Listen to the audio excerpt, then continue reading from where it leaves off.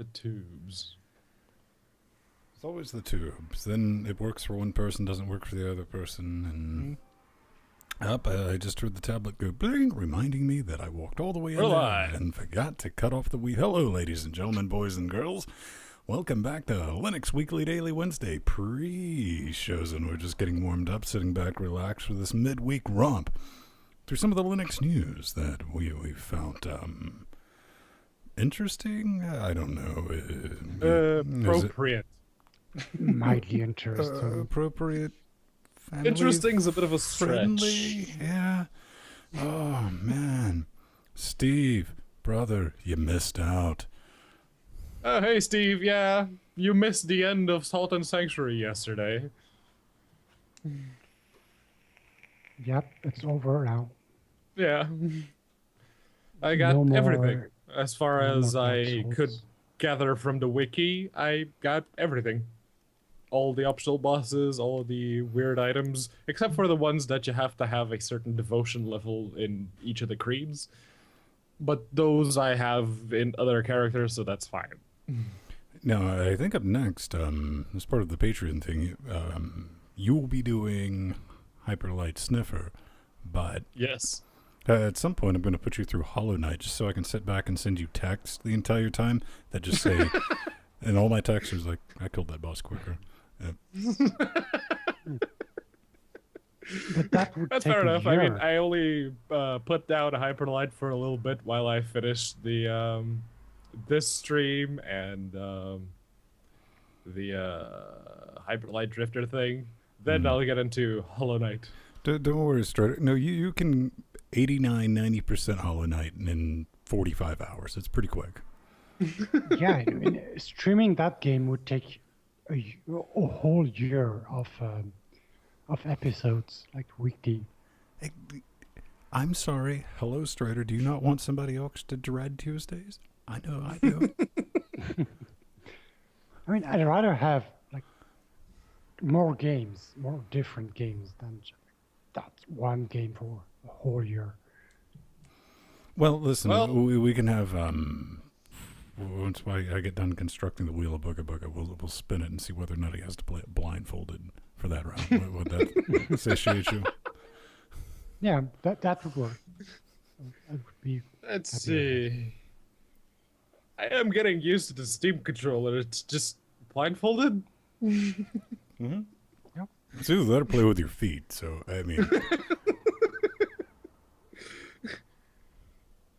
Yeah, no, I don't have the foot dexterity necessary to. I hit mean, the- unless your the face feet buttons. possess the ever-elusive monkey grip, I would go with the blindfold. No, I could set it on like an anti-slide surface thing. But it's just I don't think my big toe would be dexterous enough to hit the face buttons here. That's the biggest issue.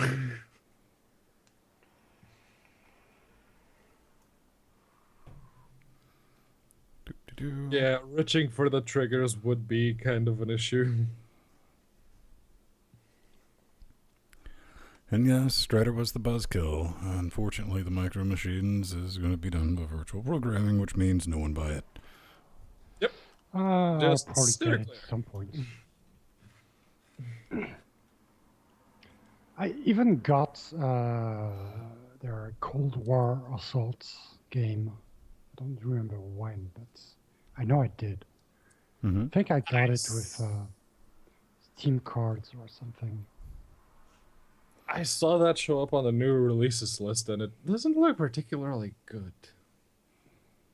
I haven't tried it, so can't say.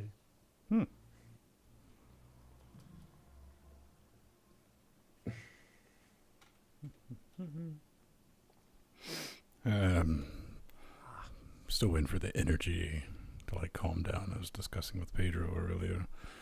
Not the best idea to go like power lift before you sit down and do a podcast. Because Why do you people exercise? That's what I don't get.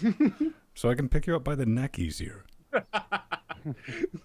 Chances are you could probably already do that. I said easier. I didn't say pick you up by the neck. I mean, I am 6'1". I weigh like 90 kilos or 190-ish pounds. So, yeah. Oh, you did the 1404 to 1604. Oh, Maddie. Maddie, you poor. That just almost gave me a case of the feels. I've been there, brother. If you remember the episode where I spent 15 minutes ranting about that nightmare, 3 hours I won't get back. Yeah. I haven't managed to mess up. Told you it was a nightmare. Listen, it works for him. Yeah, but Yeah, on but the Strider, other you hand, do like release to release. You don't wait for the LTSs and then upgrade to I've the done next that. LTS. I've done that on my servers. On my servers, I only stay on the LTS releases, so it's different because it's servers. But You don't have to deal with X, you don't have to deal no, with graphics drivers, you don't have to deal with those graphics drivers not working properly with the new kernel. no. Yeah. And on the desktop, I only use the non-LTS releases when there are some. And usually I upgrade during the beta. So I remember that last time for the 1704 updates, I had a bit of issues, but I managed to work it out anyway. One thing that genuinely surprised me were because when I started working at Badirko, I installed Fedora 19 or Fedora 20 on the laptop they gave me, and I did all the updates, all the upgrades to up to 21. Not a single issue. Everything was still working from one version to the next. I'm like, well, damn. They figured it out. Yeah, unfortunately, Fedora's just gotten where it'll install without any major issues. Sucks all the fun out of it. Yeah, Fedora, if you want just a... Admittedly, you have to do a lot of things by hand, but I guess that's part of the Linux experience. So if you want a Linux experience... I don't want a Linux experience. I just want to get back to work as soon as possible. That's why you install betas. Got it. Yeah, because it doesn't affect my work. I mean, to be fair, these are Ubuntu betas. They are what Debian calls testing. Pretty much, yes. I mean, it's not like a unstable. We're deploying Rawhide or anything, so. No, it's the stable release, but just a few weeks before the stable release. So it's almost there, but not quite. I still don't like being in the position of, yeah, we think we got most of the gotcha bugs out of it, but you guys go see if there's any left. Yeah, but I'm fine with this because I know there won't be any like big blocking bugs. And if there are bugs, then I'll just report them and try to find a workaround, but this usually where do I need to mount this about right? The fuck wall. The fine young cannibals wall, Pedro. Language. Fine upstanding. It's the Fook wall. All right. Cool. Let me go get my sippy cup. Yes. And we will get on the road with this business. Come on, Brad. Can you give me a cup? Oh, yes. Cup. Wrong kind of cup. Still winning.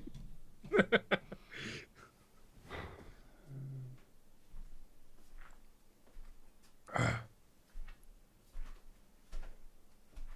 2014 FIFA World Cup qualifier.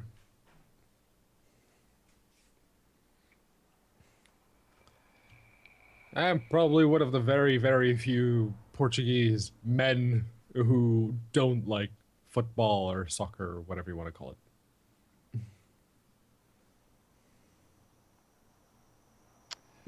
I don't hate soccer as much as I did when I was younger.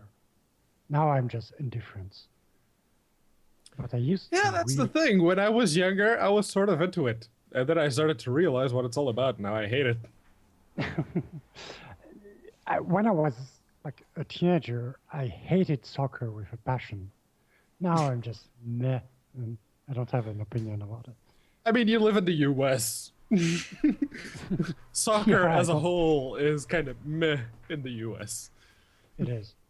But in France, well, it's pretty much like UK and Portugal and Spain Brazil, and yeah. Italy. It's like so all soccer all the time for everyone. Yep, that's all you hear about. Yeah. It's like, Oh, in oh, France, and now in sports, soccer. And Yeah. the very next day in sports, soccer. soccer. Okay. Once a year, you'll have tennis. Yeah, Uh, and once every 2 year or once every 4 years, you'll get, oh, it's the Olympics. Well, what's his name in the tennis got noped because he tried to smooch a reporter.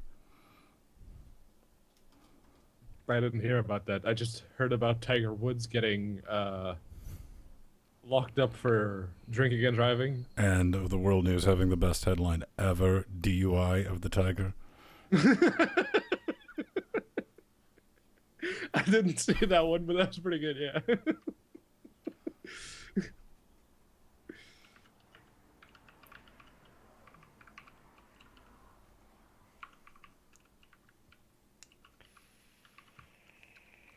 So it could be said about college football where Mr. Red lives. Yeah, I can imagine.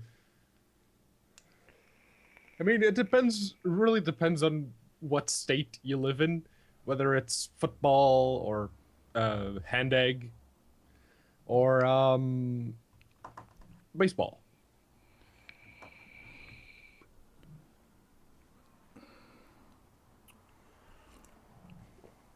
Well, we can finally, here at the University of Georgia, during the tailgating, we can concealed carry.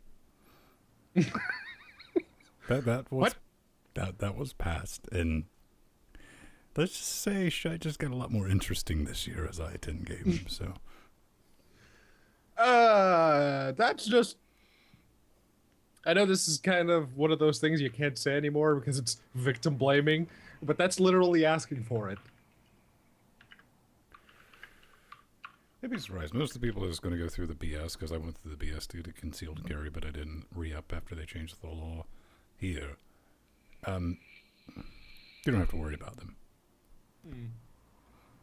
Because the dude bro moron mentality, especially little man mentality, doesn't work very well with going through all that.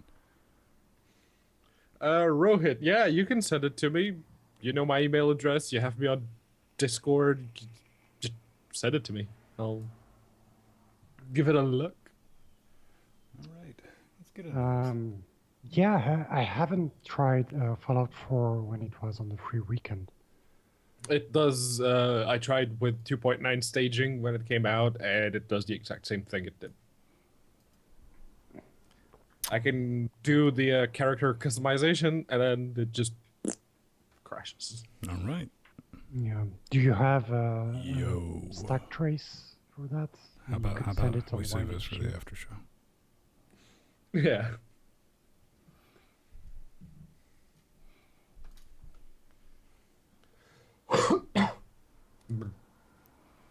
Okay. Everyone place your bets on whether or not Strider did any practicing on his intro lines, or is he gonna I do okay on my intro lines. Okay, I'll have a supercut ready for the Patreons Friday.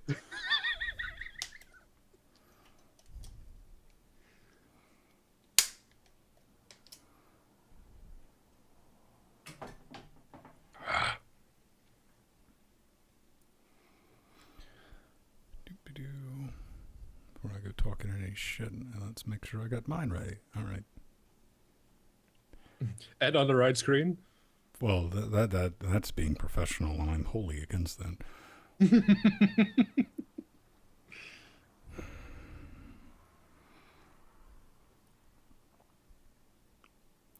Welcome back to Linux Weekly, daily Wednesdays, where we're going to sit back, relax for that midweek break of talking about the Linux stuff that we've found interesting in this week. No exception, because XFCE 414 check it out, man. It is almost ready, but unfortunately, by almost, you gotta think more Valve time than anything else. And streaming from a Raspberry just got wicked easy. Yes, wicked easy. Because you no longer have to compile FFmpeg. You just gotta enjoy just a little bit of docking. There's a decentralized internet in the works, and with it comes Schrodinger's browser. And KDE 5.10 breaks basic functionality. More news at 11. Nothing like a good old version mismatch to bring me back to Mott or Mate or however you want to say it. You're about to witness an event that only happens a few times in a lifetime, because Debian is about to drop a new release. And we've talked a lot about universal packages like Flatpak, Snaps.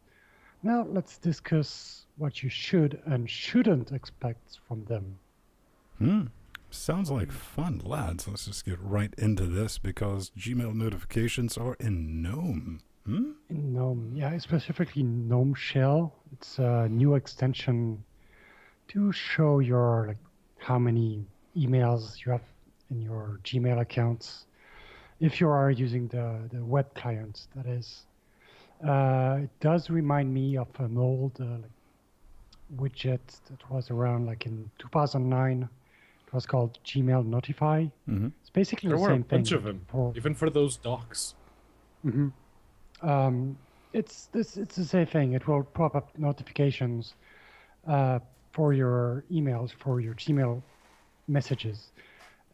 This is something you shouldn't be needing if you were using an actual email client. As you should be. Okay, help me out with this, sorry, Pedro. What defines... Now, I use Thunderbird. So, Yes. I use Thunderbird, and admittedly, I normally keep desktop notifications off because they're kind of annoying when you're in the middle of doing something. But it recently updated, and they're back on, which I don't mind, plus the billions of tablets in my house, because it is totally Deep Space Nine in this business with all the tablets laying around. Why? Okay, let's back up a second. Why do you even... What's a not real email client? Very good Englishing this starting off. I mean, this is not an email client. This is just a notification client. It's something you can put on your panel that when you click on it, you'll get, oh, look, you have new emails. Here's the sending address or the person that you have in your the email and the subject line. That's it. Yeah. I assume... So... Yeah, I assume that when you click on the notification, it will open a browser on gmail.com and show you the message. That would be a safe assumption to make, but this is GNOME we're talking about, so whether or not you get that functionality or you need even yet another extension to do it, well, that's anyone's guess. Now, on my end, I have disabled Thunderbird's desktop notifications since the Mate doc. When I have the Thunderbird itself just minimized to the tray, I use a little extension that minimizes to the tray. And whenever I get a new email, I just get a little 1 and then a 2 and so on and so forth, a little indicator icon on top of the launcher to tell me how many new emails I have. That's all I need. Ultimately, I think at the end of the day, I just pull down the notifications menu on a tablet or just my mobile and go, maybe I'll ignore that like the other 15,000 that are waiting for me. So, Linux Universal Packages. Let's have a nice, calm, civil discussion about this. Well, we can try, but no promises. So, the new stack gave us a little article on what to expect and not expect from the Linux Universal Packages. And it's a pretty big article, and they explain the limitations of containers. They explain the policies, the different policies in containers versus the technology they're using, and how those compare to deb files or even RPM files or even the other universal containers like Flatpak and app images.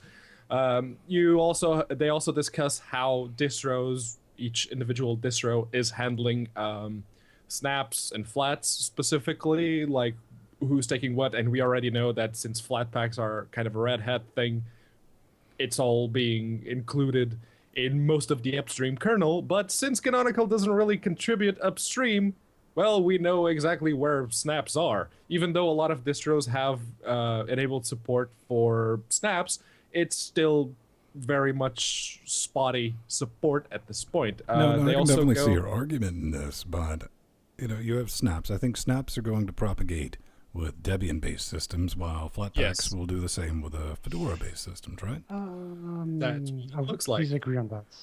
I would disagree on that because this is not. Well, yeah, snaps are from Canonical. Flatpaks are from Red Hat, but beside that, Flatpaks are really integrated in all the GNOME stuff. And snaps, well, they were a thing with Ubuntu Touch, but now Ubuntu Touch is no more. I think they're trying to make Snap a thing in the server space and in the IoT space rather than the desktop. I don't know. Okay, And yeah, yet, I fully understand that, but that's kind of where I wish you were right. But Pedro, that's not going to be the case. It's not going to be no, the case, no, man. it's not. And you can see every time you hear something about snaps, it's because, oh look, Cody just got a new snap, or Atom, the Electron text editor, just got bundled into a snap. It's Electron inside a snap. It's reception.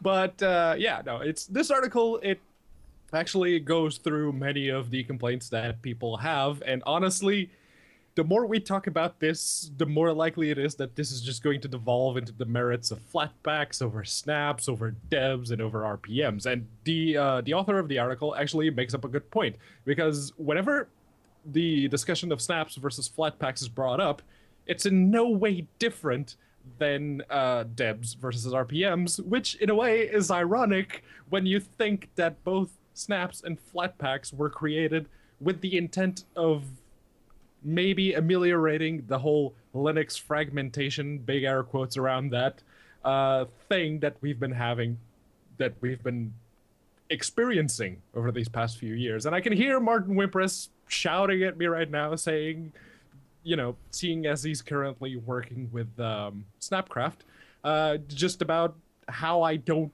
get snaps at all. And honestly, I don't get snaps. I don't get what their use is right now. I don't. I just don't. The use is to be able to reliably install software, whatever whatever versions you have installed of libraries, whatever you have currently installed. App You Images install already this. did that, but again, this is exactly what I meant. Now, instead of Canonical and Ubuntu with Red Hat or Fedora just coming together and creating a de facto universal package system for Linux to combat said quote-unquote fragmentation, no, they're just going to keep doing their own stuff. And I mean, good on Red Hat, at least they made flats available upstream and everything is very well integrated with the rest of the Linux ecosystem as it currently stands, which is something Canonical has failed to do over and over again. So I don't honestly see the point. No, I mean, what we need at the end of the day, Ike, I'm talking to you, man. We need a third competing one that will help unify it. And yeah, man, I want to see that in Solus. It'll be brilliant. But really, this is just, it's good that these conversations are happening. But, in the real world, the only people I've seen really pushing, the flat snap pack images, whatever you want to call it, are the people currently working on them, and rightfully so. That's their business. But I am almost willing to bet, take that Pepsi challenge, I mean, by this time next year, we're still going to be having the same arguments with basically little to no real progress and adoption being made. I hope I'm wrong, but we'll see. Okay. I mean, I know this is not only the people who make snaps who push them. I mean, we've seen Inkscape, for example, deliver snap packages, but there's something very interesting in the article from Josh Triplets. So he's a Debian maintainer, and he makes a very good point. It's that the whole Snap and Flatpak ecosystem will have no quality control, because that's the point of a distributions like Debian or Fedora. They have these guidelines that say, okay, in order to get into the distribution, you have to follow these rules, and package your software in a specific way. And with those like universal packages, there's no such rule. It's a jungle. I mean, there might be some guidelines, but no one will be there to enforce them. So what we could expect from this is that it will be like the current state of like when you download individual deb files like Chrome or Skype, but it will be generalized to everything. So maybe That's a not good a good idea. thing. Maybe not the best thing to happen. I don't know. Maybe, maybe not. And maybe you can install them on your up-to-date copy of Debian. Yes. So this is a very rare events. Last release from Debian was more than 2 years ago. Yeah. So this is Debian 9. It will be the release is planned for June 17th, and yeah, I mean, there's not a lot of bugs left. It should be ready by then. They have decided not to ship with secure boots, which will be postponed in a future updates, just in order to get this release out. Yeah, I mean, that's good. I mean, if you've used Debian lately, you've most likely used it. I mean, if you've used testing, then yeah. All the software in Debian, like Debian 9, is pretty much already deprecated, but you should be used to that by now. And That's yeah, the I mean, reason that's we great. call it Debian stale. Yes. The one question I have about Debian is, since SteamOS is based on Debian stable, how long will Valve take in order to port SteamOS to Debian 9? Valve time. Seriously, why would you need to ask that question? That's just Valve time. I can definitely see it taking that long, and I'm pretty sure that Matthew has recurring nightmares where he's forced to run Debian stable. That's sounds horrifying to the poor boy. But hey, man, do you want a decentralized, encrypted kind of tokenized internet browsing? No, but guess what? They made one anyway. Oh yeah, so this story comes from CoinDesk, which they have a little disclaimer at the bottom of the article saying that they are a subsidiary of Digital Currency Group, which has an ownership stake in Blockstack, which are the people developing the tokenized, decentralized internet browser. Now, honestly, I read through this over and over and again, and all I saw were buzzwords and buzzwords and more buzzwords. I could sort of make out what they were trying to do. In fact, I've seen some of this. It's usually for, let's say if you go to a local video store and you rent out a movie. Yeah, you know what I'm saying there? There are actually many decentralized networks that allow you to do just that. But these guys are actually trying to bring that into the internet in general. And I can see the point in doing that, because in an age where internet freedom and net neutrality are always under constant fire, decentralizing everything is not just a good idea in ideological terms, but also in a practical sense. The problem with the practicality and the feasibility of that is the internet, quote unquote. There's no way that you're going to convince the ISPs, the main registrars, and everyone else to just fork over everything for it to be blockchained. You can't do it. There's just no way in hell they will give you that much control over their stuff. What they see is their stuff. So the only way to do it is the old-fashioned way, and basically creating Schrodinger's internet, which may or may not work at any given point. So until we know whether or not it works or does not work, it must exist in both states. Unless I'm just a big old idiot, and I am a big old idiot. I have no illusions about that. But in this case, maybe I'm even a bigger idiot than usual, and I just can't understand the point of all this. I don't know. Yeah, I mean, what if it didn't need ISPs? If it created some kind of mesh network. Yes, that's the point. But how are you going? Are you just going to create a parallel internet to do that? I don't know. I mean, when I read this, the first surprise I had was that the people, the guy who made this wasn't named Richard Hendricks, because this is something that comes straight from the show Silicon Valley. I mean, this is the exact same thing they're building.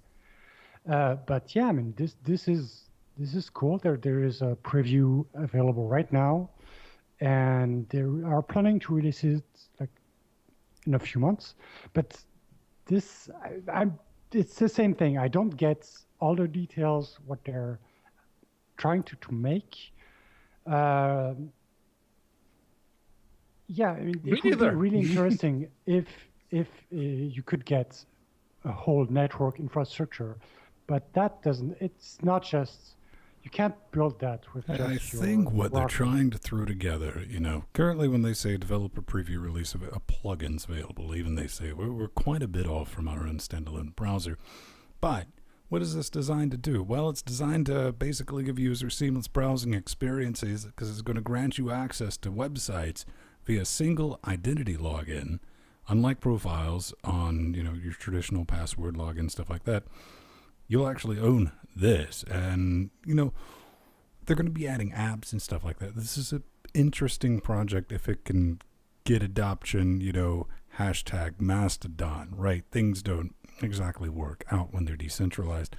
Love the idea of decentralization. However, huge fan of things working too. So kind of right in the middle, but very excited because we're on the road to XFCE 4.14 Part 2. More than a year since my last blog. But yeah, you're reading XFCE news here. Wow. So, what has been going down?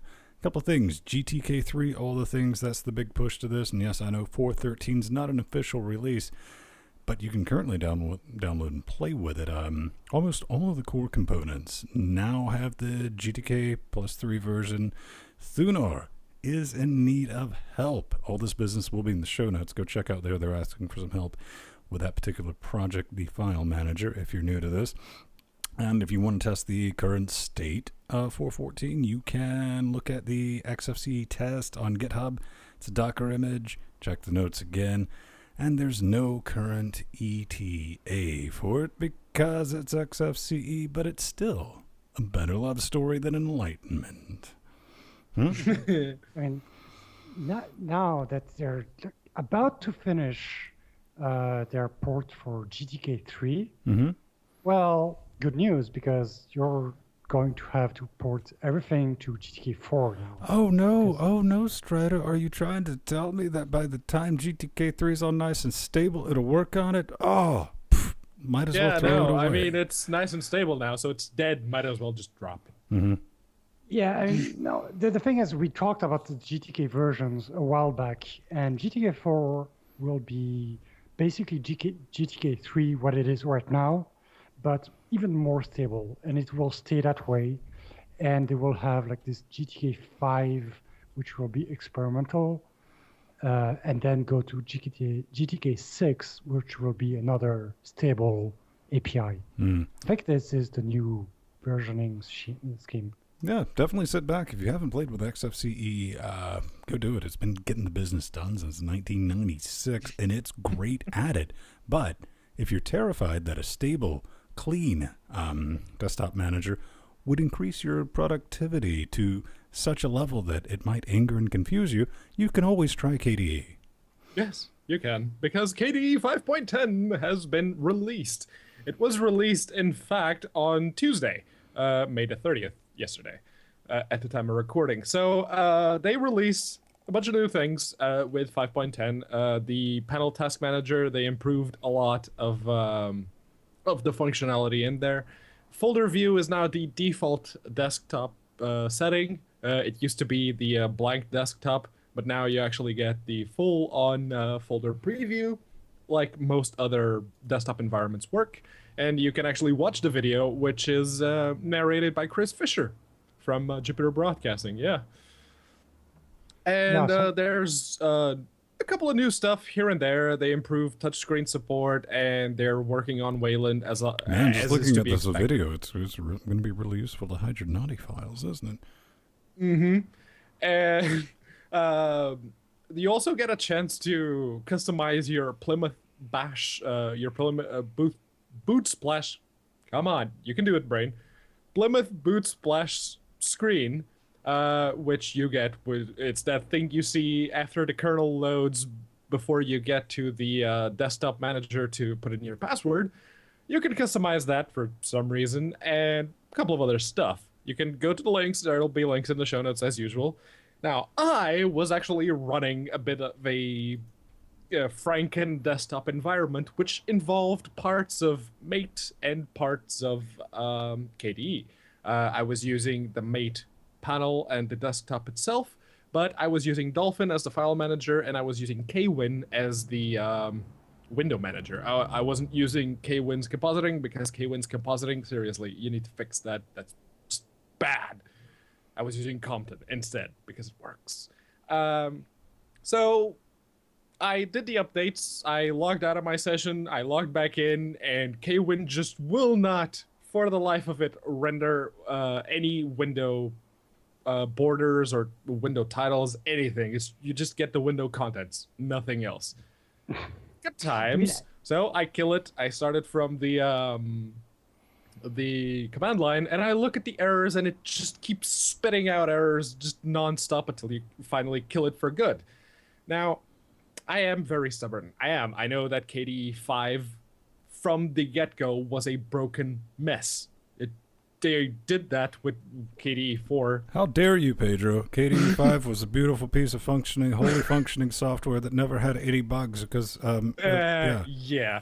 They did the exact same thing with KDE 4, but right around the time that KDE 4.9 came out, it was actually a pretty good desktop environment. It was genuinely good. It was stable.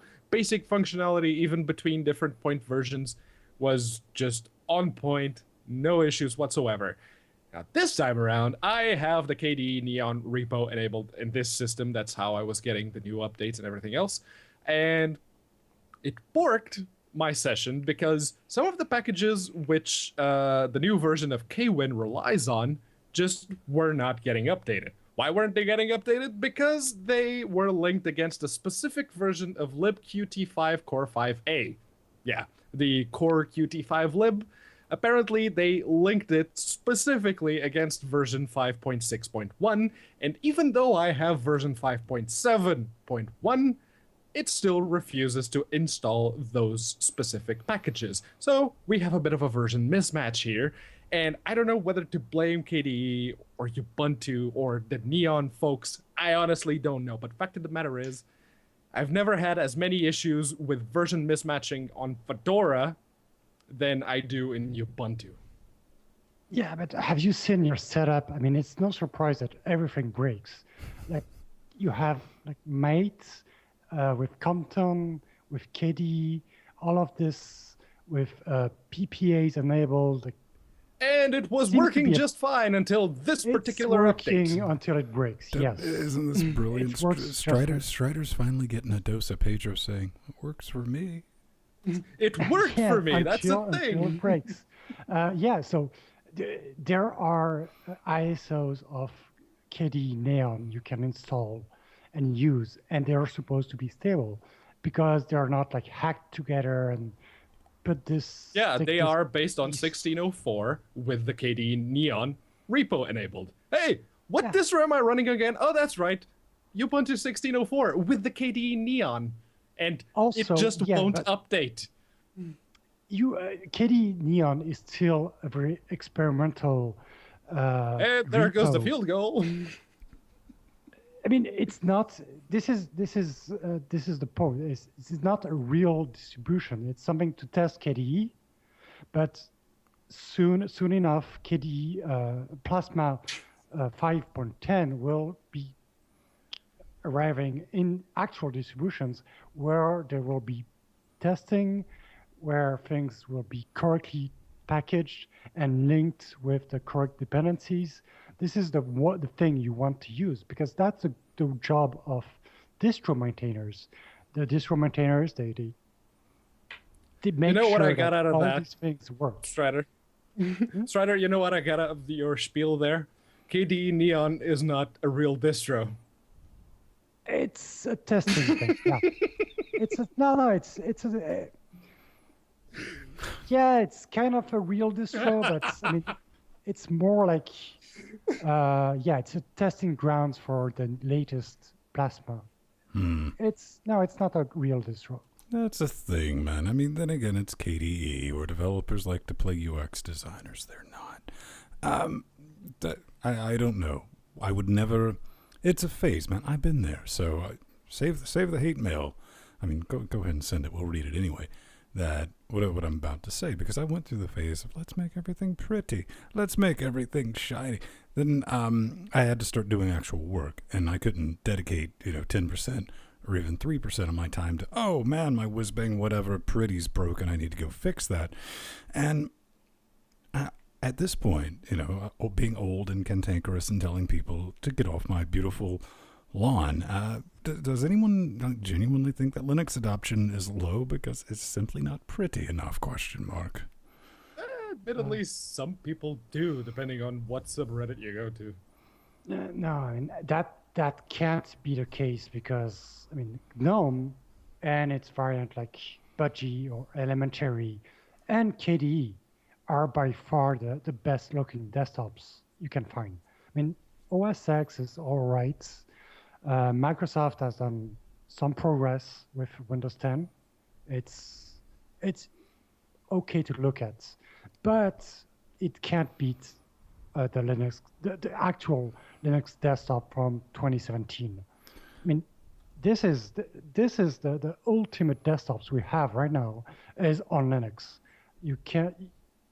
Yeah, I mean, OS X and Windows, they look meh compared to Linux. That's the thing, and Strider, somewhere out there's an Amiga user particularly cross with you right now. Hey Pedro, we don't take ads on this show, and it's completely user funded. Just how in the gosh darn heck did we pay for it? Yeah, I know. How do you pay for it? I mean, let's face it, it mostly comes out of Ven's pocket. But we're slowly but surely, with your support, making our way to being completely self-funded. It's very, very close. If you go to linuxgamecast.com and you hit the support button, you can see all of the different things on all the different ways you can support us. There's Patreon there. That's patreon.com/linuxgamecast. You also have Amazon affiliate links, an Amazon wish list if you don't want to just send money our way and you want to buy us something more tangible. There's PayPal Donato buttons and a QR code you can scan for the magical internet monies. Now, if you do subscribe into the whole Patreon thing, we would very much appreciate it if you do, because that's where the bulk of our monies comes from, so we can keep on paying for the hosting and everything else.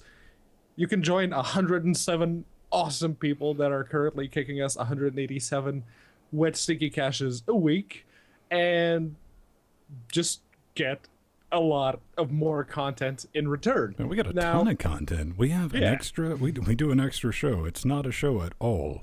That's why we call it a pre-pre. It's completely unfiltered. We don't even call it a regular show. We call it a super show because it's so much not a show. It's a straight up creep fest of conversation. It's basically an hour long before we get ready to do the big show on Saturdays. It's kind of fun, entertaining. J-Baby and myself, we do a Mystery Science Theater riff tracks for each episode of Doctor Who. That's definitely there. You get show note access if you want some of that business at a certain level. Access to our Discord chat, that's a thing. Check that out. Boom. Hanging in your face. But those Amazon affiliate links, you shopping through those, man? Whoever's been doing that, actually, I know several of you beautiful party people have been doing that. That's starting to add up. That's brilliant. Doesn't cost you a thing. You're going to buy stuff anyway. And we get a little bit of that taste. But, Pedro, we got a new thing, man. Actually, we got many new people. Well, one new person who subscribed to our Patreon, Mr. Amish. I thought we weren't allowed on the internet. Mr. Amish, yeah. Local hoster, he's back. He's returning as a Patreon. And through PayPal. We have it was Worm. Joseph through PayPal, yes. And Mr. Michael Gwenzel. I probably butchered your last name there. Sorry. He actually used the Amazon links Thank you. Yeah, Thank you very much. what he did is he used a wish list. Yeah. Ah, he used the wish That's the list. thing. That's why I look a bit different, because we got a C920 Pro, which we're going to be using for this new studio, this mythical beast we're slowly piecing together with your help, because it's not really our style to be like do an Indiegogo or go for you know us, not like trying to even chill our own stuff. We're not very good at it. We don't feel right. That's why you gotta like just like do it. Like 4 years later, we finally put up the wish list. But hi. There's the new camera. It's brilliant. We're going to use that for a very much wider shot. But I was thinking of putting a little bit of a, not necessarily a leaderboard, but a recognition board up in the new studio. And we prototyped it out on the Saturday show for all the new fine, upstanding cannibals. Don't read that too fast because it's abbreviated. We had to It's fit the it all. football. Yeah, it's the FUC wall. And we have Bradley. Bradley threw down the hum thing. Jill and Steve with the lighting, which I've actively blinded myself a million times with an axe, and it's brilliant. I love you lot. Maddie with a Mad High power supply, Erod 20 for the scaffolding behind me, which is going to be used in the new studio, and McLG for the camera. It is brilliant. Thank you all very, very much. But, you know, all that, I don't want to say that word, that what I usually use on Saturdays, but let's just say it's made me hungry. A bit So peckish. let's get into the slice of pie. Yeah, and we're going to start with a piece of opinion by James Bruce on makeuseof.com, and he's telling something that I've been saying several times over the weeks, which is don't use a Raspberry Pi for all your projects. And yeah, I get it. I mean, Raspberry Pis are cheap. Raspberry Pis are easy to use.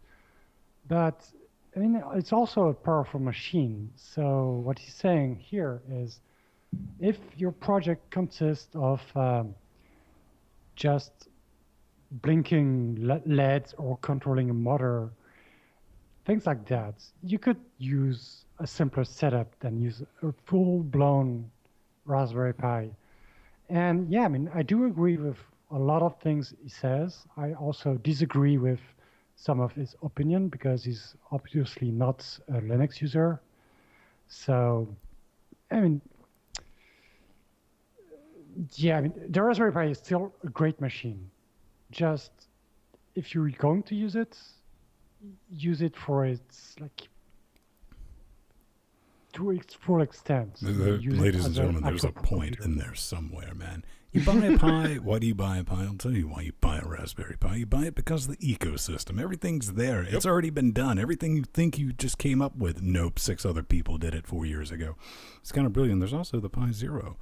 If you only want to drop, a copper, £5, something like that, you can do that business. It's a great device for beginners. You can take all of the monkey see, monkey do approaches. It's great for kids and students. The resources are there and they're available. I'm not a Pi zealot by any means. I cut my teeth with the Arduinos. Yeah, he's got some points. I mean, I completely say 99% of the projects that we see using a Pi, it's overkill. I need to make a LED blink. Oh, okay, let's get a Pi. It's like, but then part of me, Pedro, very much appreciates overkill. Yeah, and let's face it, the Raspberry Pi is the Ubuntu of prototype board. Morty. It's the Ubuntu of prototype boards. There's a bunch of people using it. There's a bunch of people developing for it. There's a bunch of people supporting it. So when your choice is something between, something as much as with as much support as the Raspberry Pi for so many different skill levels, whether you're a beginner or an advanced user, or anything else where the only support you get is an obscure subforum on a website that's barely maintained and everyone in there speaks with a completely impenetrable lingo, well, honestly, I know what I'd pick. Yeah. Hey, I man, wouldn't- the Raspberry Pi is a different device. I mean, it came on it. It's not a project board. It's a full-blown PC. Is what it is, and it's wicked cheap for what it is. But Strider, go. Speaking of people with impenetrable languages, go ahead. You have the option of using an Arduino, which is not an obscure device. I mean, it's really widespread too. Mm-hmm. It's even cheaper than a Raspberry Pi, and it will do all your LED blinking and motor control and all that kind of stuff. But you see, the problem is you actually would have to learn to develop code, and you can't install it on Windows and click next 4 times and have a working project and be a lead hacker, man. True. Okay, tell me about this in 30 seconds or less. Yeah, so the Raspberry Pi is merging with a Coder Dojo, which is like an initiative that will teach children to code. And yeah, I mean, this is something that will happen in the next few months. It kind of reminds me of the OLPC initiative that was launched a few years ago. It's great. I mean, it's something that's for the education of kids, teaching them how to code with Raspberry Pi. So nothing but good stuff here. That's brilliant. That's always good to see, furthering that. And it kind of gives me the sad, back again to old man Ben, just like the nightmare stuff I could have came up with if we'd had this technology. When we were kids, we would be either incredibly famous and or incarcerated. Okay. Maybe both. Well, why not both, right? Live stream, YouTube, do your Raspberry Pi, and Docker. Yeah, man, 4 steps. You throw this business together, you have a live YouTube stream. And anyone who has built FFmpeg on a Pi, yeah, kind of been looking for something like this. And a couple extra steps. You can get audio working. This is just your basic video cam up and going. You want to make a surveillance device, or you just want to be, hey, oh, this is cool. Yeah, you'll need a YouTube account. But you can make this basically work with anything that'll take a ingestion stream. Not a big issue. There's even a thing in here for video effects. So the only downside is Docker. I don't know why I don't necessarily like Docker, but why don't I necessarily like Docker, Strider? Because it makes things easy, and you don't like things to be easy, I guess. That could possibly have something to do with it. Could be, yeah. Honestly, this is just a really, really awesome thing, and it beats having to compile FFmpeg on a Pi Zero, which takes a while, like 9 hours, according to the author of this post. Yeah, but you're building for a single machine, which is the Pi. You could just be distributing the binary directly without Docker. Yeah, you can just distribute that FFmpeg binary. Yeah, and when you get hit with that lawsuit, you let us know how it goes. I mean, hey, this is the same thing. He is distributing FFmpeg. It's in a container, but it's still a binary. And if Docker paid for the distributing license, sure. I mean, they have money for it. Do you know that for a fact? Do you know that for a fact? Yeah, because you can't. It's not Docker. Docker is not an entity. Well, yes, it is. First, KDE is not a real distro, like and Docker is not an entity. It's just one dude that built this Docker image, and this dude hasn't paid FFmpeg like for the royalties and all that. Do you know that for a fact, Strider? I would be willing to bet on this. Yes. Okay, then person who did that, let us know in the feedback. I'll probably send him an email just to clear this up. And Strider, you would make a horrible Sith. You don't know how to deal in absolute if it would save your life. Yeah. Okay, hey, we like talking to you. You can talk back to us. That's why you go over to Linux Gamecast. What? Linux Gamecast? This show's called Linux Weekly Day. Yeah, all right. This show came from a Patreon goal, which is why we've been doing for almost 70 weeks straight. But don't fret. We have a little drop-down menu. Just select the right show, LWDW, right there. Give us a name, email, subject, message. Do a little bit of math. Pretty simple math. It's almost the answer to everything, some might say. If you have questions, ideas, thoughts, hints, allegations, show ideas, relationship advice, you name it, we'll come back to you. But did anybody write us this week? Did we get anyone? Well, we did have the one. It was Josh left us a comment on YouTube, and he says, the only thing I can think of which needs to be improved in the GNOME Software Center is that the app installation process... Why are we talking about the GNOME Software Center? I didn't watch last week's episode. Precisely. If you had watched last week's episode, you would have known that at one point we were discussing the whole App Store thing when the elementary guys pushed out their new App Center with all of the new functionality and the pay what you want and the third party support. Then the conversation kind of went slightly astray with the Mate Software Boutique and the GNOME Software Center. And this is specifically about the GNOME Software Center because, according to Josh, it really should be one step. Either that or the install button shouldn't say install during the whole process. It's frustratingly misleading. It should at least say downloading. When it's downloading, change to install once the download finishes, change to installing when it's installing the app, and then change one last time to installed once the app is installed. But for efficiency, you just can't beat Synaptic. And Josh, what you're saying is, well, it just sounds like common sense. It sounds perfectly agreeable, which is exactly why the GNOME people will never do that. I mean, no, this seems to make sense, and this seems to be a very simple fix. So, yeah. Which is exactly why the GNOME people will never do it, because they don't care what users want. I use GNOME, and I know you do. That was want. kind of the whole point of that spiel.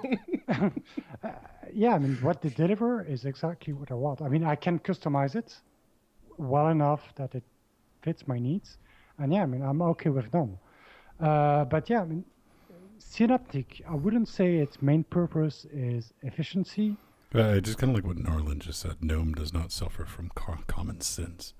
No. No, but back to Synaptic.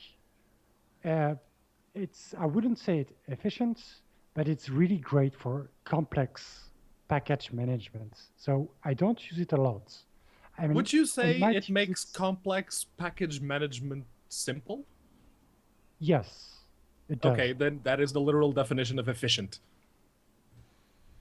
No, because it's kind of slow, and most of the time I don't use it. I will either use GNOME software or use the command line. The command line is efficient, but when I need to do something complex, really.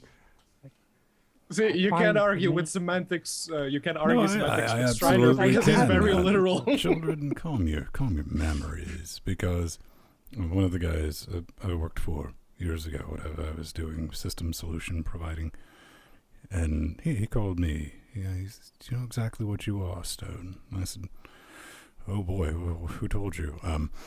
Fortunately, it wasn't about that, but he said, "You're particularly lazy with this incredible work ethic. So when those two things collide, you become efficient."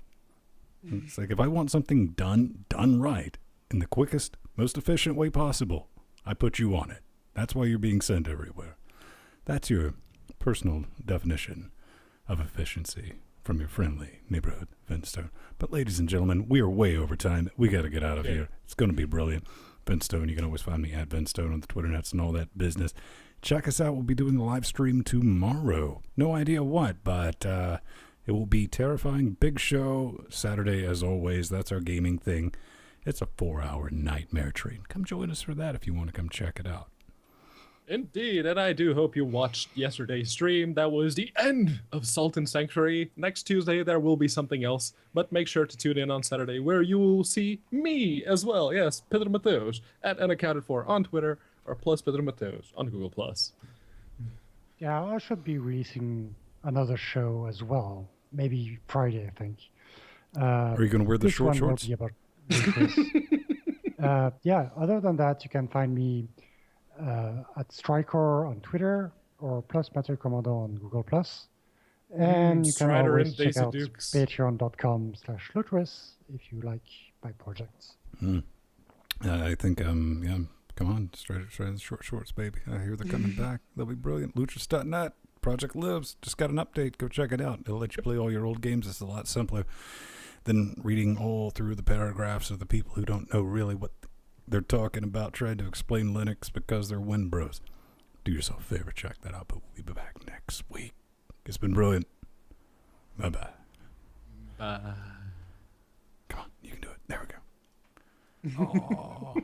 Oh, look at the wave. At the potato wave.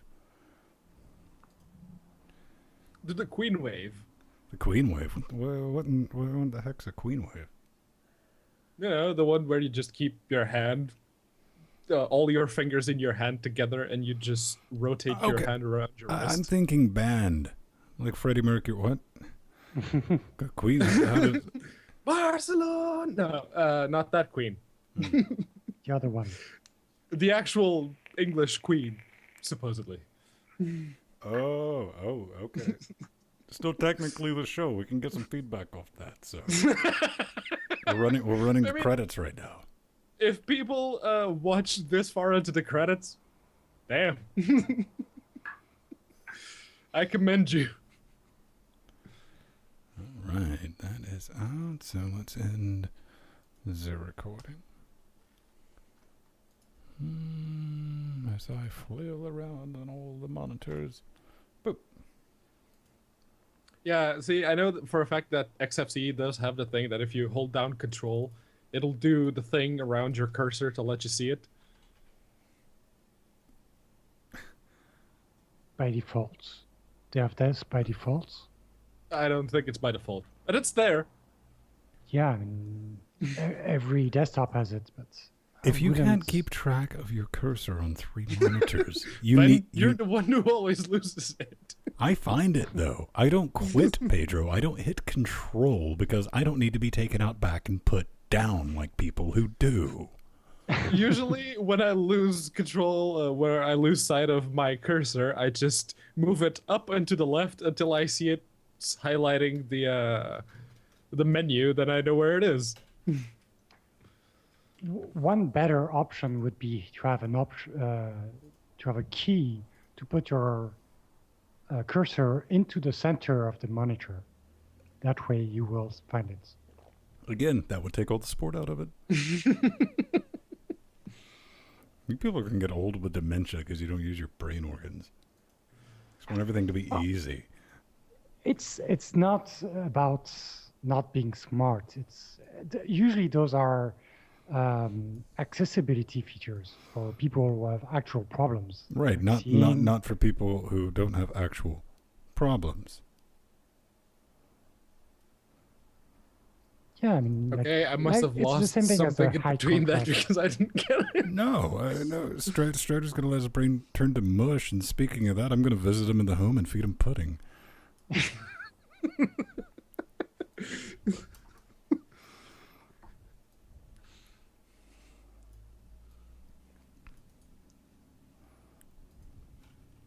There we go.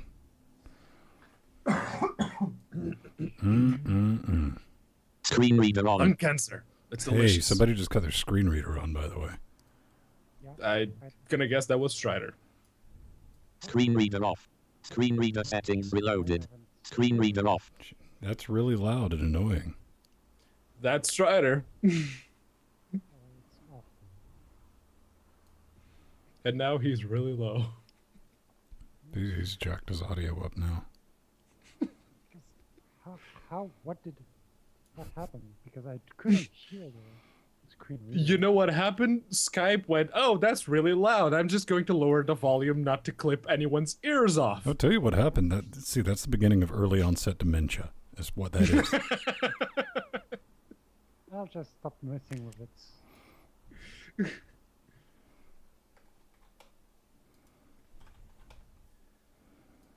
New show host screen read the whole thing. Yeah, let's have a screen reader for show host. Okay, next time you fall asleep during one of our Wednesday shows, Strider, we'll have the screen reader play your part. At 32x. And here's Strider's thing. Okay, next story.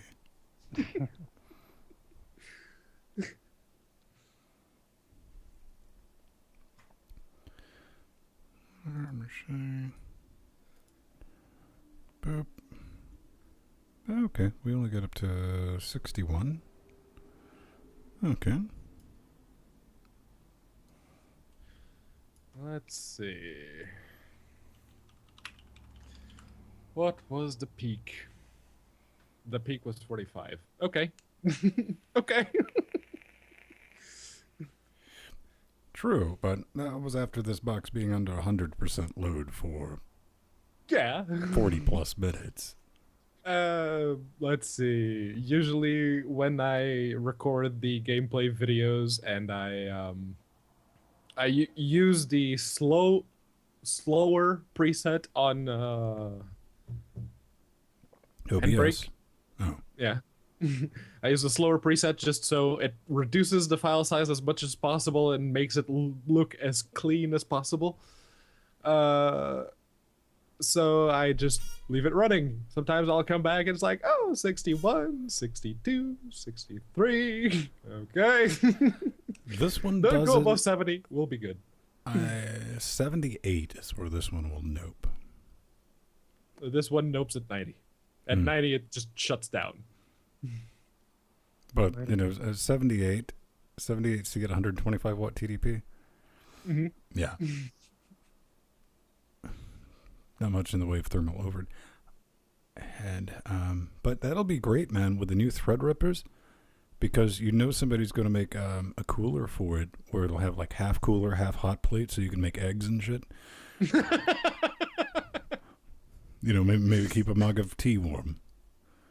Yeah, I mean, at 155 watts for the 16 core version. No, it's the 32 core version of the Epics that is 155 watts. It's 110 or 120 something for Threadripper. So yeah, you can totally keep your tea warm. Well, and they're that big. Yep, they're almost the size of my phone. I mean, it would hand right here. It's this big. I think we put up a. So I made cookies. Hardware and AMD. I'll talk about cookies. It's like, what else? I got cooks. Seriously, one thing that still bugs me is how the hell did they get Threadripper through marketing? It's AMD, man. Come on. Yeah, they have a marketing department. They have to have a marketing department. That's a big chip. That's making me think of DEC Alpha chips right there. Yeah, no, seriously, Pros.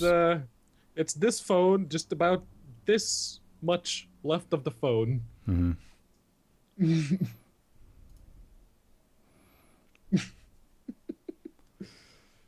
And you can see, if you scroll down, you can see the comparison between it and the mobile chip. Yep. Mm-hmm. I mean, the Now- Motorola 68,000 was thin, like maybe 2 or 3 centimeters, like 1 inch wide, but it was maybe 10 centimeters. That's big. It's not Yeah. that big, but yeah. Yeah, it was a very old CPU, so it wasn't the same design. It was a 7 Yeah. megahertz CPU. Got anything for me, Brad? Oh, yes. All the chips. Let's see, Maddie, Ryzen 7 price dropped by 9% since I last checked. Yeah, and they're going to have to come down a little bit more the moment the 1700s reach around 300 local currencies. That's my ticket. Let's see. Rising Storm Tekken 7. Huh. Friday the 13th, Rising Storm. Nope. Tekken 7 on Steam. I guess that's new, right? Sony's letting go of Tekken just like that.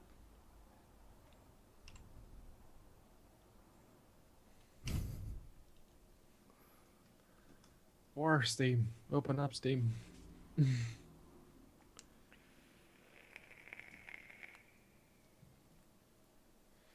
Have to go around the horn by tramps. Well, all right. Also uses Unreal Engine 4. Yeah, but that used Yeah, to be yeah. a Sony published game.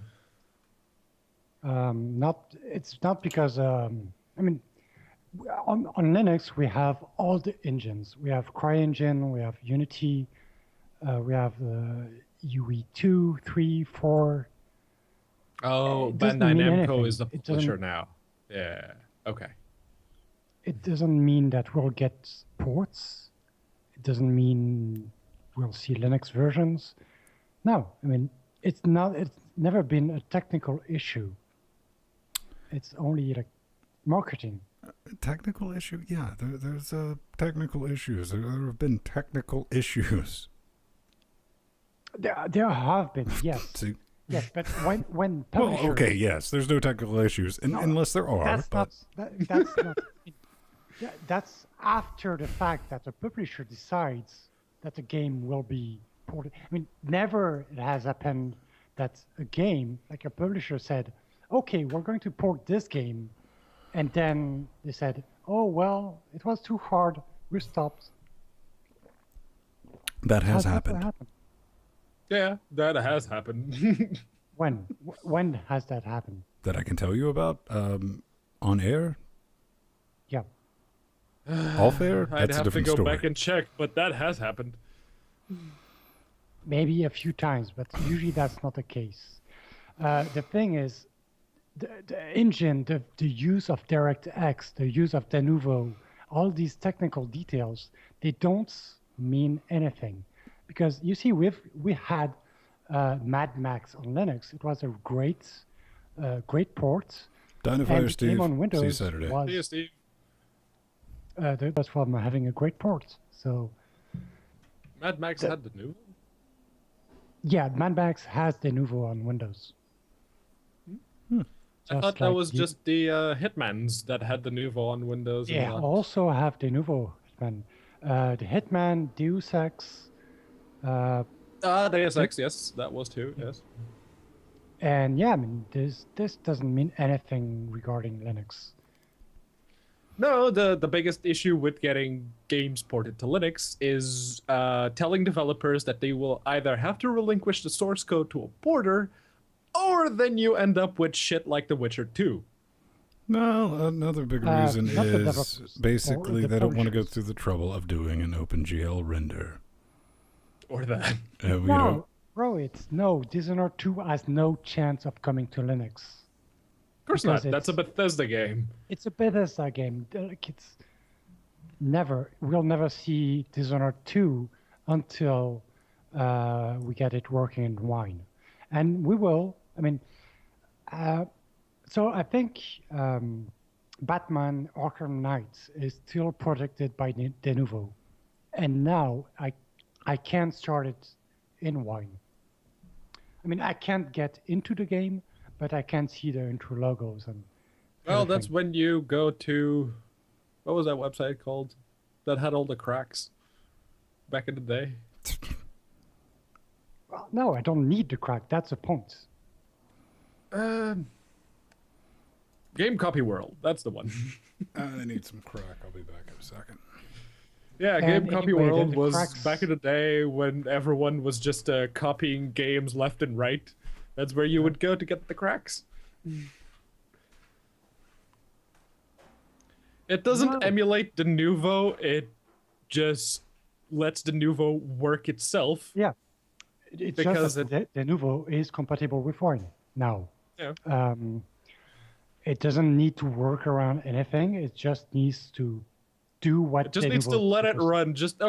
Just phone Yeah. home, do your thing. You done? Okay, let's get on with the game. Thank you. I was looking at the patches for like that let Denuvo work, and some of the patches were related to the mouse cursor, which kind of makes sense because I expect like, Denuvo to use like some of the hardware features.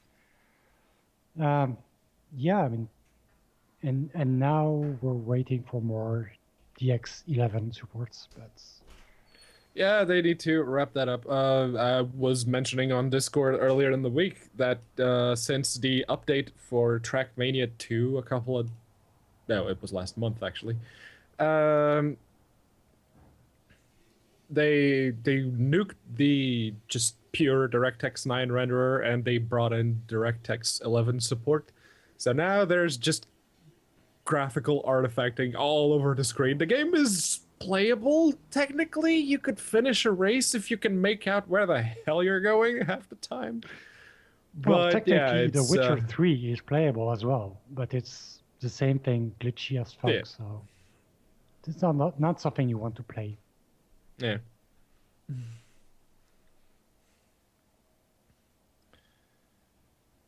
How many games did that now impact?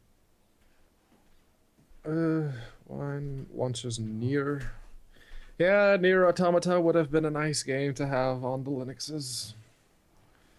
But that's a Square Enix Japan, and Square Enix Japan, they begrudgingly accept Windows as a gaming platform, so chances are it's going to be a while before we ever see a Linux port of a Square Enix Japan game. Yeah, maybe in a few years, but Yeah. that will take a while. And that's the same thing for Tekken. Tekken, I mean, yeah, it's using. Well, that's UE Bandai Namco. That's unless the developer of the game itself. Namco. Yeah, Bandai is both a developer and a publisher. Yes. And with Tekken, they are both the developer and the publisher. So what do you think we'll get first, Tekken or Street Fighter? Well, Street Fighter is supposed to come. Tekken, Neither. it's not. That's why I asked you which one do you think will show up first. Well, Street Fighter, if it brave. ever comes up. Precisely, that's why I said neither. Well, We will we get still have none better of those chances getting games. Street Fighter. At this point, like I'll go ahead and just say it. I highly doubt we'll be reviewing Street Fighter because the player base, the ones that are still playing, are the ones that get up and play Street Fighter. Go to work, those go to guys. university, come home, play Street Fighter. Dishonored 2 fails and DX11 in a new and exciting way. Well, yeah, because you need OpenGL 4.3, if I'm not mistaken, to for Wine to be able to transcode the DX11 calls to OpenGL. You need at least OpenGL 4.3. You told me something about is it Trackmania too? Yeah, no. I actually mentioned that while you were gone, that they had an update for DX11 last month, and now the game is full of artifacts.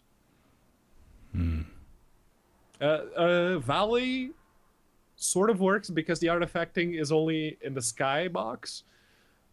Stadium is a mess. You can't even see half the textures. It's just a very racist background with a neon-style car just floating in space.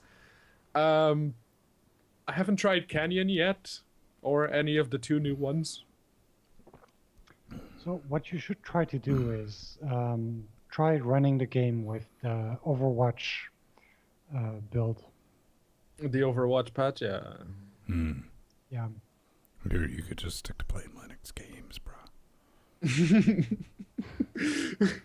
Hey, I do that. I finished one live and everything. I'm almost done with. I'm putting off the Hollow Knight, which I'm 96% complete.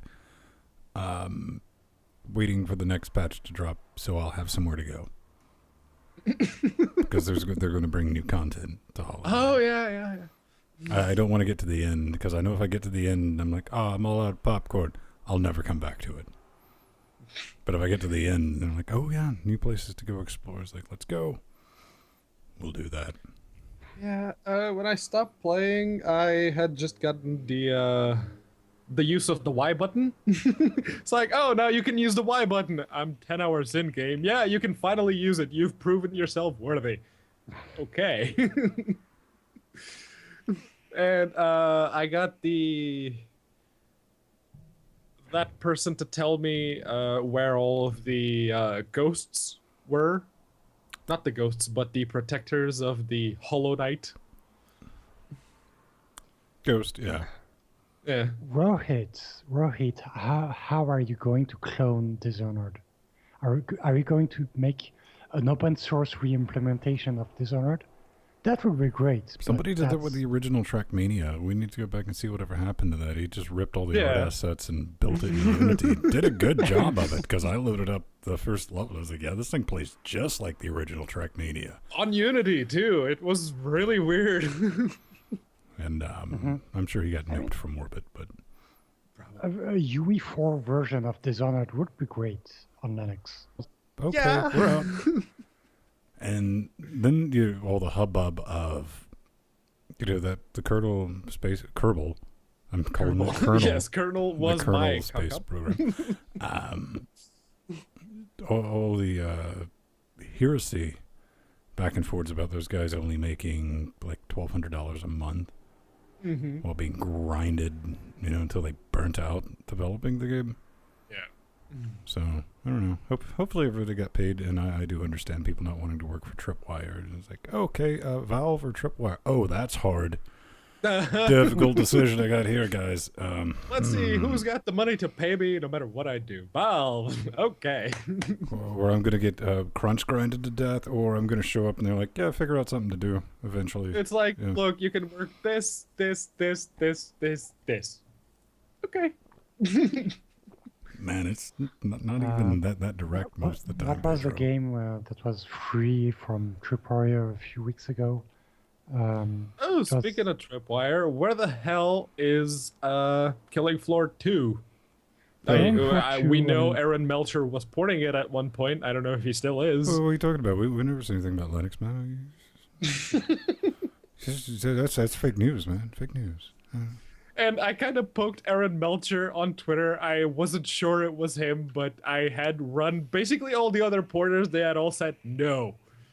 So he was the only one left, and I poked him on Twitter. It's like, hey, you want me to put you in touch with the Tripwire guys so you could port Killing Floor 2? And it's like, oh yeah, I'll have some news on that in a bit. And then Gaming on Linux picked up on my tweet and ran a story about that, and then Aaron Melcher put Killing Floor 2 on his website, and I'm like, yep, that worked out just about kind of how I was expecting it to. So, yeah, Maddie, it's probably... I could never get into the kernel space program. I tried it several times. I think I have a copy on... They sent me, like, a single copy whenever, billions of years ago, when it was nothing of a... It wasn't even really a game at that point. Oh, that weird-ass demo. Yeah, I played that. And, yeah, this is not my dice. It's great. It's a great learning tool. And yes, I don't play games to learn things. Well, I mean, it has a F around sandbox mode with unlimited propulsion, Yeah. liquid, and all that fun stuff. But it's kind of hard to be like, yeah, I really need to focus. It's just like, you got rockets in your garage. And it's like, yeah, I do. There was a game, also a Unity game, that had a similar concept, and it was still very much, and I think it still is, with cars that you'd build cars and put guns on it and like scraps. That was it. Yeah, didn't Scraps get greenlit and he only went with Windows? No, he finally pushed the export button to Linux again. There's a lot of projects that just completely forgotten about. But I mean, then again, the developers have moved on to different things too. It's not like, oh, Yeah. This one is still very much in early access. And I think it's going to stay there because the dude said, what was it? Scraps is a side project of a single developer at this time. Consequently, development is slow. So my suggestion is to buy Scraps now, only if you want to play it as it is now, which is not a game. Nope, that's poor code for riding early access into the ground, son. Is Yep. that something like Besiege? Yes. Looks like Besiege. Well, I think Yeah. Besiege has the distance problem is they got money. Yeah. Motivation, I mean, when all the bills are paid, and I'm not saying you can go buy the gold-plated Lamborghini money, but it's like, man, we don't have to do shit for like Yeah, we 4 could just years. release something every now and again, and it just pays for our living. Okay. When you start thinking about your next game ideas, I mean, that's why early access can be just a nightmare churn. And if you don't have a producer that's beholden to a publisher, you could just do whatever you want. You could stay in early access forever. Hire a boss. Old Man Ben's available. Trust me, I'm used to people being angry at me. That's one of my jobs. Early access should be something. Should be. Keyword. Keep going. Should be, yeah. Should. It should be something you release to the public when your game is nearly finished. It should be like a release candidate at most. Like That's what maybe it should beta, be. Yeah, but like quickly. you should have all your art assets finished. You should have all your levels finished.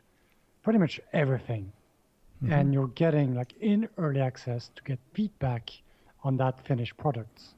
But now, I mean, it's like, No. Tweak minor okay, things, I'm yes. going to type git init with a readme, and it's early access. It's the That pre-alpha. that has been greenlit, though. There was the one guy who basically just had the development plans for the game. It was, yeah. Yeah, it was Between- just a text file. Been done. It was literally just a text file. That's I mean, that's how it should work. I understand why they're going to kill it. I personally believe, like, from Genesis, Greenlight should have ran 6 months, non-refundable. You don't get your money back. If you're being hyper generous, like we were, saying 1 year, 12 months. Yeah, if your game doesn't make it, then sorry. Right. I'm just saying, if you're not a year out from your game, you shouldn't be on Greenlight in the first place. Yep. I mean, it's not. Greenlight was never meant to be Kickstarter light. But that's what it was. That's what it turned into. Yeah. Kinda, yes. So And it's for the people who can't afford a Kickstarter. And they say, okay, Greenlight is simpler. I'll just put my game on Steam. No, the only reason they want their game on Steam is because of the trading cards. Even if their game doesn't sell, they can generate infinite keys, give those keys to bots, have the bots play the game for however long they need to for the cards to drop, sell those cards, and look, they're making money now. Well, that's true. I mean, and another thing I think could have been a quick fix for Greenlight. I'm positive Valve's going to do this with their new, whatever they've called it this week, their Steam new Direct. system. Yeah. Is that buy-in price, I hate to say it, I know some people are going to be genuinely cross with me, should hurt a little bit. Yeah, That it should has be, to. 500 American dollars. Because you're never going to make that back in cards. Yeah. $100, you got a couple of dozen projects out there spitting out cards. Yeah, you're gonna make that back eventually. 500, that's gonna sting. I mean, maybe even 1,000. 1,000, between 1,000 and 2,500 is probably the sweet spot. Yeah, I mean, 500, seems okay. I mean, this is not like a whole lot. I mean, I'm sure that pretty much any game developer, even like very small, if it's a one-man project, could be able to afford that. And if they are serious about that project, they will find a way to make those $500. Yeah. Right. I mean, you get motivated because maybe you got to put that 500 on your credit card. And if you don't have the 500, just put it on itch.io or somewhere else, not on Steam. Well, And this is, Zasura, which is a Windows thing only now. Matty, that's true. Only if you're paying for power. Yeah. Desura is back. Yeah, kind of. No, it's still one play. Well. No, it's still the same thing. What's that language?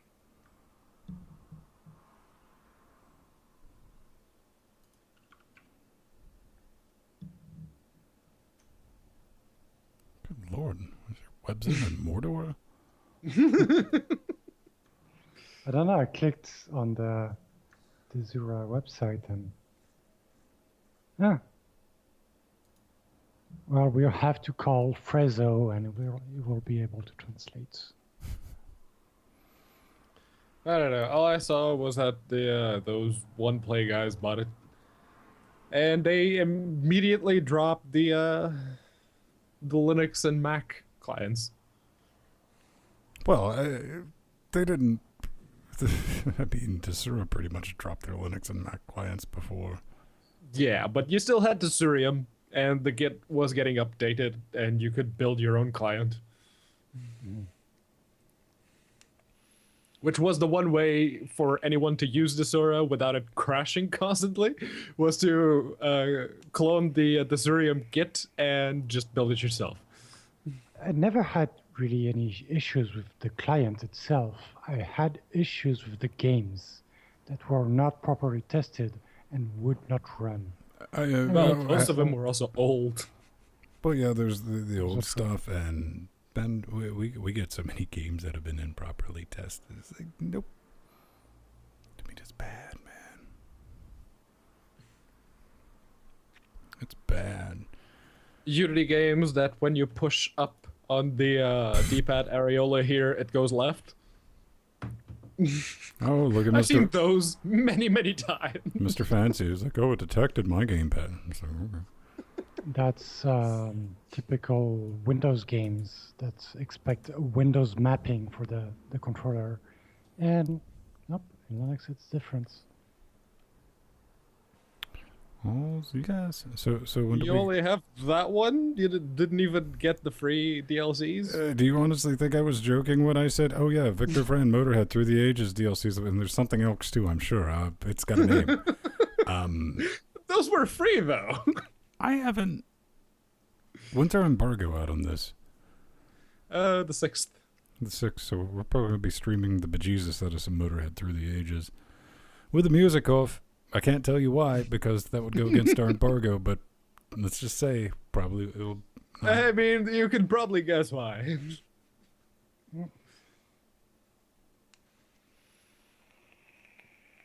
Yeah, no, seriously, the Hamamont guys really us a bunch. You're not going to stream on Twitch, are you? No. Then you should be fine. I mean, if it's not on Twitch, where they will cut out pieces of your audio, then if it's on YouTube, yeah, I mean... Yeah, they'll cut out the entire audio of the video. Please tell me you have more intimate knowledge of YouTube than I do. They will demonetize your video. No, they will monetize it on top of that, the claimant. Mm-hmm. Yeah, they will claim it, they will monetize it. And then you got to get really hopeful that it can see, and if that's the soundtrack, that's the entire video. Which, then again, they could choose to issue a copyright strike, which are not reversible. Yep. Mm-hmm. And chances are, let's see, who is currently publishing? How many players is Vampire Dishwasher? 4? I honestly don't know, but either 2 or 4. It's either 2 or 4. If it's 2, we'll probably be doing that Thursday for a Thursday live stream. If it's 4, people are going to be welcome to join in. Mm-hmm. Just giving you a sneak peek. That's nothing we're going to come out and announce and like get ready or whatever. But if you're hanging around listening to this or listening to it before tomorrow,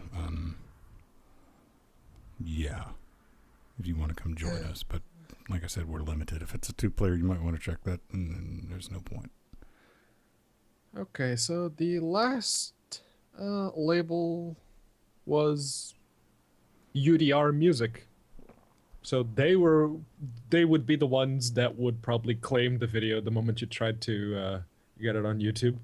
They would be the official ones first to claim. The official ones, yeah. It's probably going to be Sony or Universal Media or something like that. Everybody's going to go after it. Because those bots are art. You can set those bots on full art-hard. Mm-hmm. Like the guys at Psygnosis did with rocket cars. Psygnosis were the Wipeout people. No, Psygnosis. Psionics. Psionics. Yeah. Psygnosis hasn't been around for a long time. They probably still get copyrights, man. Probably, yeah. Rocket cars with us, like straight up rapping on top of it, talking at that screen for not even a full minute. And that it's one of those like, yeah, it's the music's back there. Some okay, if you focus close your eyes. It's one of those things where you got to close your eyes, maybe hold your nose to deaden the other senses to pick up that bot yoinked it. They're like, oh, we're sorry, we don't have any control. And I lit their asses up on Twitter, man. I did it in a DM because I didn't want to. So it's like, you know how these bots work? I know how these bots work. I have that ability in our YouTube account. We can claim shit. Mm-hmm. I was like, I know what you got it set on. Fuck right off. Although they may have licensed the songs, but the songs may still be claimed by the publishers. The publishers were the one I were rocking with, son. Yeah. Who you talking to? Yeah. It's there when Content ID they changed something. They first introduced it, it was just busted, and when they changed something and it started working, it got to the point where it worked so well that Gavin Dunn, the Miracle of Sound, claimed his own songs against himself. He had his songs uploaded to his YouTube channel, and they were claimed by him. Mm-hmm. He couldn't monetize them, he could do anything. His channel was put in a bad standing because he claimed his own songs, supposedly. It happens. It got It's so bad. incredibly stupid, and we don't care about monetization. We really rock. On a good month, we might get $15 off YouTube. I mean, seriously. I mean, on a good month, if we're just balling that month. So it's not about that. It's like getting copyright strikes and having and just the headache of dealing with it is what you want to avoid. Yeah. Oh, Because Norlin, then your yeah, channel's Empty. in bad standing and it's limited. No. I think Empty posted a direct link to those on G+. The slides from the PDFs. No, these are the videos. The videos are now available as well. Hmm. And they're on YouTube. Okay, that's cool. Okay. You get the slides and the videos. That's cool. I watched a little bit of it live, but something came up. Yeah, I tried to watch it live, and I was immediately called the moment it started. I'm Star was like, going to, "Hey, help!" Okay. I'll add this to my watch later list. Yeah. This sounds interesting. I want to see the Feral was kind of interesting. Like, oh, it's a lot faster. It's like, you think? Considering the fuckery you're doing with Indirect X to get a Vulkan renderer like that going, yeah. Well, an OpenGL renderer. So obviously the Vulkan renderer is going to be better. Although Crow Team's thing was interesting because they said, I saw it in the slides, they said that Vulkan was about 20 to 30% faster than DirectX 9, but on Windows, Vulkan was right around on par with DX11. Yeah. Yeah. On Linux, though, it's like, oh yeah, Vulkan's about 50 or 60% faster than OpenGL. Well, I mean, we've always been smacking OpenGL and bending it and chokeholding it. It was like, you need to play video games, OpenGL. It's like, I was made for medical institute. Shut up, play the game. I have all of this legacy graft. Shut up and play my game. So, I mean, scorched earth policy. And again, I genuinely think once you've gone through all the trouble of doing DX12 or Vulkan, one or the other, you might as well do the other. You've done the work. Yeah. So... basically run your Vulkan code through Visual Studio and you'll get the DX12 thing. Yeah, I mean, maybe this exists already. Well, Rohit, that's a good point. DX11 is been around for a while, and a lot of people are just getting around to implementing it. Mm-hmm. Case in point, Trackmania. Trackmania, yeah. And they have definitely not got good with it. DX12 is just laughably nightmare of people trying to figure out how it works. It's like it's a no, DX12 is great. Remember when Bethesda said that they were nuking the DirectX 9 and the OpenGL renderers from Elder Scrolls Online? so they could make room for the DX12 renderer. Yeah, something tells me they're never going to do that. Make room for? I mean, like, there are a limited. No, they said Space. that Yes, Strider, the don't you know DirectX their 9 engine works on a save slot system? And Yeah. their inventory would be too full, so... I can't remember their exact wording, but they said that in order to be able to properly implement DirectX 12, they would need to do some housekeeping and get rid of DirectX 9 and OpenGL. Yeah, fine. Just implement Vulkan then. Well, No, you're- DX12. Hey, man. Because this is Hey. Bethesda we're talking about. You're always going to have the argument of my card doesn't work with Vulkan, and you gotta have an old ass card not to work with Vulkan. NVIDIA 400 GTX 400 or an AMD HD 7000 series that isn't supported by Radeon SI. So the APU 7000 series, because the desktop 7000 series is actually Radeon SI. So that's And important. you know, the new people, or not new people, the people are definitely going to be coming out with those cards that under that, lower than those specs, and the new Deus Ex is going to come out, and they're like, I was totes going to buy that and play that, but now I'm not. Because and I'm like, really? Were you? Yeah, I mean, Were the you? game wouldn't Really? run anyway on those cards. Exactly. So, Yeah. That's why it's such an invalid point to bring up, because everyone's, but compatibility. These games, you couldn't play them in the first place. no. I mean, yeah, technically you might have been able to launch them, but you You can get play them to launch. Right. Yeah. If you like to play at 10 FPS, then At 640 by 480, and 10's being a bit generous. That's looking in a corner. That's one thing that genuinely surprised me with Dirt Rally, the Linux version, on my laptop, which has an HD 4400 Intel IGP, on low, 720p, 60 FERPs. Mm-hmm. No issues, just holding it.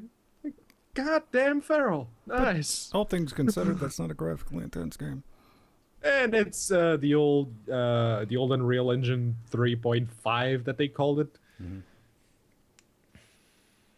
really for Dirt Rally, it's Unreal Engine. No, it's not Unreal Engine. It's the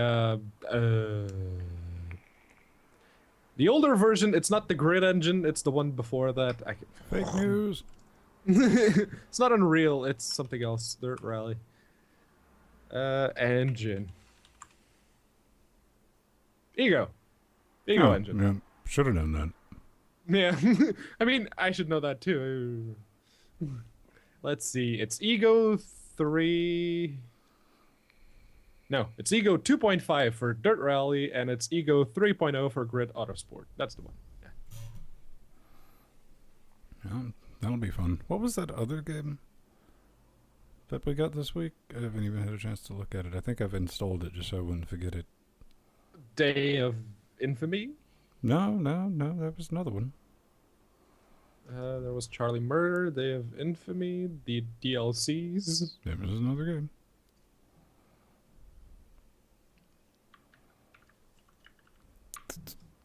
Wasn't that great of a game, apparently. Let's see. Oh, yeah. No, yeah. The Star Crawlers. I completely forgot about that. What is? I went through the, I put the key in there, and I was like, okay, let's just install this. So if you go through my Steam profile, it is basically things that we might review that we haven't, that I didn't want to forget. No, I saw it because it's a dungeon crawler in space. What was, I've already forgotten the name of it. What? Star Crawlers. Star Crawlers.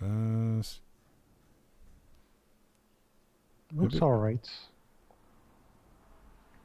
Oh, I never, Yeah, I just poke them. It's like, hey, want to set skis? They're like, okay.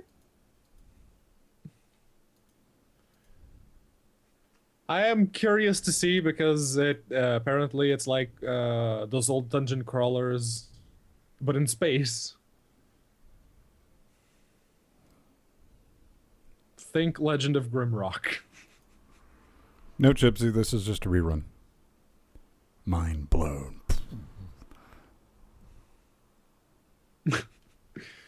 Well, the show also ran a bit longer than half an hour this week. Yeah, it did. A little bit. What did we end up with? 46:52. Not a complete train wreck, but Thinking that we don't have a lot of stories each week, and each week it's still too long. So that's just because you've only been doing this a year, man. There's Friday mornings I've woken up and been like, shit, what are we gonna do for the show Saturday?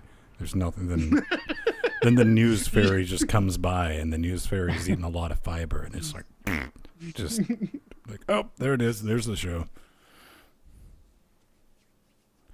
All right. Double the show, double the pleasure. Well, you get double the show or triple the show for the most part with the live streams. I use the in the Vapotron 9000 the same flavoring they use for double mint gum in one of my juices. Put about 10-15 drops in there. Just open it up. Doesn't taste anything like it smells. You smell it, you're like, that smells like the double mint gum stuff. Let's see. Let's download Rohit's save file so I can test it later on before I forget. All right, beautiful people. I think we are going to sail away into the sunset of Nope. Yep. yep. I'm going to make a podcast out of this, and I don't know. Pedro, what's for dinner this evening? I have no idea. I'm hoping Nori has an idea so I know what to cook. Oh, man, you need to get some prepackaged I don't care. So you just get a dinner tray, and I don't care, and you just put some cellophane around it, and you keep those in the freezer. It's not usually I don't care. It's food. Just, what do you want to eat? Food. Okay, how about a bit more specific? I don't know, something you can eat. And then you just hear you hear the door close, and a minute later you hear Pedro walking by the window outside, and it's all like,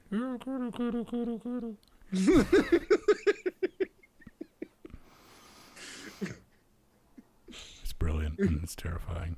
Pedro really doesn't do that most of the time. I'm not Chinese. Damn, that's racist. And it's not Chinese. Well, no, not cats. Korean. Dog is still eaten in Korea. Yeah, the Koreans eat dogs, yes. Which, in Germany, you fucking eat horses, man. Don't think twice about it. Hey, I've eaten horse. Freak. It's not bad. I have also eaten alligator. Also not bad. Yeah. Yeah, it'd be a thing, man. All right. It's brilliant. Either Jordan and I, or it might be a bunch of us tomorrow. We don't know. We got to do some research. So keep an eye on that schedule, and you'll know when we know. Yes. See you guys. Bye. Yeah.